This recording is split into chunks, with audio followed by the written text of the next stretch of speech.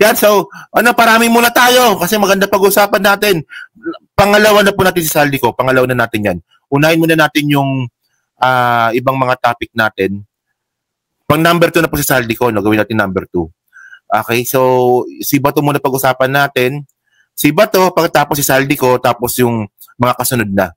Okay, parami muna tayo ng viewer. Okay, game. Pag-usapan natin to, no? Yan, kapag nasa birahan po ako, hindi ako pwedeng makipagkwentuhan masyado kasi limited yung oras. 1 hour lang, no? Well, 1 hour yung topic, 5 to 7, di ba? 5 to 7. Alam nyo naman, makwento ako masyado, no? So, wait lang. Ano ba? Nalito na naman ako. Okay. So, sino pa ba nandyan? Okay na, start na tayo. Okay, si Bato de la Rosa muna, and then si Saldico yung kasunod. Okay, game. Yun, so kamusta po mga mga kabirahan? Mga kabirahan. Hindi, so mga kababayan, no, actually, wala na naman ata si Bato de la Rosa kanina sa Senate. Ngayon, kung absent po siya mamaya ulit, pang-apat na araw niyo na pong absent. So kanina sa Blue Ribbon Hearing Committee kanina ni Ping Lacson, wala siya doon. So mamaya, meron pa silang session mamaya, may koko sila mamaya. Pag wala na naman po si Bato de la Rosa, ibig sabihin nun, nagtatago na po talaga siya. Di ba?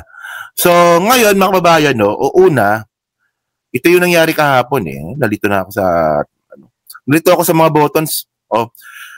So, kahapon, tinan nyo to Bato de la Rosa seeks Supreme Court help in stopping arrest. So, mukhang nakaredy na po talaga si Bato na siya po i-arrestin na po ng ICC or ng Interpol. Okay? So, by the way, meron palang message si dito, si Bato. Oh, Interpol, may message pala si Bato dito. Hanapin ko muna, no? May message pala siya dito. Ito na ba yan? Okay, wait lang, hanapin ko yung message ni Bato. Okay, Takeru, yan. So, meron palang message si Bato dito. Ito panoorin nyo to. Pakinggan nyo muna. Yan. So, sabi ni Bato sa Interpol, ito. Interpol! Bullshit! Interpol! Bullshit! Interpol! Bullshit! Di ba? Bini-bullshit mo lang dating Interpol, tapos ngayon, takot ka pala. Takot, mga kababayan, takot. Oh. So ngayon, humingi na po siya ng tulong sa Supreme Court. Oo.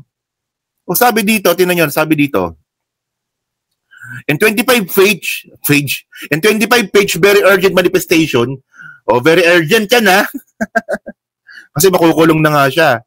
Filed before the Supreme Court yesterday, De La Rosa, through his counsel, si Turon, said the High Tribunal must issue a temporary restraining order or a writ of preliminary injunction to keep him from being subjected to illegal arrest or surrender to a foreign court without due process. Una sa lahat, mga kababayan, paano nyo masasabi na illegal yung pag-aaresto kay Bato kung mangyayari man yun? Di ba meron po tayong Republic Act 98, Meron tayong Republic Act 9851 ba yun? 9851. Na pwede po siyang arestuhin. Di ba? Pero alam nyo, no, medyo nakakatawa kasi dito, no, ito yung ito yung petition nga ni Bato, lalakihan natin, Ito yung petition ni Bato. Yan. So, tingnan nyo, napansin nyo ba? Very urgent manifestation, andun yung pangalan ni Digong, andun din po yung pangalan ni Bato.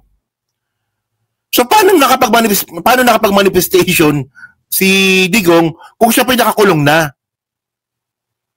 Di ba? Tapos may year number pa. Ako nagtataka ako kung bakit may year number, ibig sabihin nun, tinanggap na Supreme Court yung petition. Dapat blanco pa yan So ako medyo nadududa na po talaga ako sa Supreme Court Ako kailangan natin i-respeto yung Supreme Court. No, kailangan talaga natin i-respeto. Pero bakit ganyan? Wala pa naman yung arrest warrant. Hindi pa naman sigurado kung totoo yung arrest warrant. Pero may year number na po kaagad. Di ba parang may kakaiba dito. Yan the petitioners Duterte and Bato, Takot, Duwag, De La Rosa through the undersigned counsel and unto the Honorable Supreme Court, most respectfully state that, yan, yung sinabi nga po ni Boying Rimulya. Noon na meron na rin po siyang arrest warrant. Okay. So ngayon, ang nakakatawa kasi dito, no, bigla pong nakaalala si Bato na meron palang Diyos. Well, ako minsan kasi nakakalimot ako minsan. Kasi ako, agnostic naman ako, di ba? Pero yung mga katulad po ni Bato na naniniwala sa Diyos, bigla niya naalala si Santo Niño. Bigla niya naalala yung pare. Kung kailan siya ulihin. Alam niyo ang tawag dito, trapo. Oh. Dapat dito ang hawakan, dapat dito ni Bato, hindi si Dapat hindi Santo Niño. Dapat si Niño Barsaga, dapat to. Nang mamura ka, di ba? Dapat si Niño Barsaga, dapat yung mo dito. Yung hawak-hawak mo dito. Tingnan niyo, di ba? Napaka-ipokrito. Oh, bukod nga dyan, mga babayan, tingnan niyo karatang hindi nagsisimba Oh, sabi niya dito, my first personal encounter through I've been following him for a while already. Oh, si Father Shano Ubod of Compostela Parish Church of Cebu. Pumunta pa siyang Cebu. From Davao, pumunta pa siyang Cebu para bisitahin po itong pari po na to. Oh, times like this, di ba? Sa mga oras na katulad ng ganito, we need to seek some guidance from our spiritual advisor. Kita mo putang ina ka pala, gago ka palang bato ka Nung pumapatay kayo ng tao, di ba, tuwan-tuwa kayo, ang yabang-yabang ninyo. Walang Diyos-Diyos sa inyo nun. Kayo ang Diyos nun Di ba kayo ang namimili nun kung sinong bubuhayin, sinong papatayin. Tapos ngayon, biglang, kung kailan ka na-arrestuin, bigla ka nakaalala na may Diyos pala. O sabi niya pa dito, my first personal encounter, through I've been following him for a while. So matagal ka na palang nakafollow sa kanya, sa pari na yan, kung kailan ka huliin, saka mo lang naalalang puntahan. Trapo ang tawag dito. Alam niyo mga kababayan, ito yung sinasabi ko Lahat po ng tao may karapatan po ng due process. Lahat po, kahit po gano'ng kasama yung tao, may karapatan po sa due process. Pero ang sinasabi ko lang mga kababayan, ang hirap ibigay kay Bato. Ang hirap ibigay kay Bato yung due process. Sa akin, kailangan ibigay kay Bato. Ako naniniwala talaga ako doon, kailangan ibigay kay Bato yung due process. Pero ang hirap ibigay sa kanya. Kasi in the first place, yung mga pinapatay po nilang mga adik ng mga panahon na yun, walang due process nun. Di ba?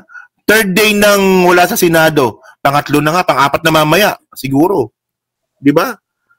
Pang-apat na mamaya. Nakuha niyo yung point ko, mga kababayan. Puta, nung panahon nung Tokhang, kung makapatay kayo ng tao, kala niyo pumapatay kayo ng pusa? Hindi, kaya niyo bang pumatay ng pusa? Di ba ang hirap, di ba? Pusa na nga lang, ang hirap patayin, tao pa kaya? Itong tarantadong Bato na ito, mga kababayan, kung makapatay sila ng tao ng mga panahon na yun, akala mo pumapatay lang sila ng pusa? Tapos ngayon, hihingi ka ng due process? Para namang, ewan ko lang pero mahirap talaga ibigay. Mahirap ibigay ang due process kay Bato. Pero kailangan ibigay. Pero nakakainis lang po talaga, Kasi, tingnan ninyo